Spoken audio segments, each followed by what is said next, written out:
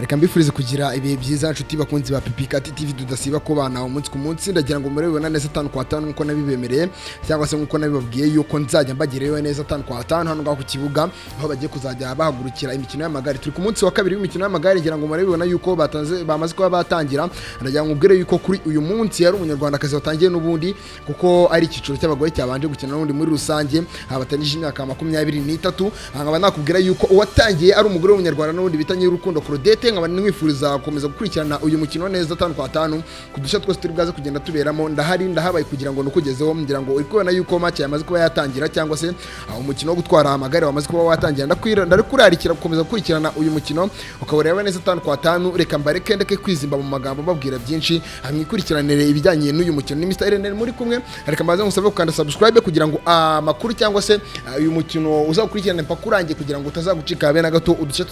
tugenda tuberamo n'ubundi 5 kwa 5 ujye dukurikirana 5 kuri 5 ni Mr. Irene mwabanye kandi muzakomeza kugenda mubana muri uyu mukino ndetse n'andi makuru agiye atandukanye kurikirana iby'uyu mukino.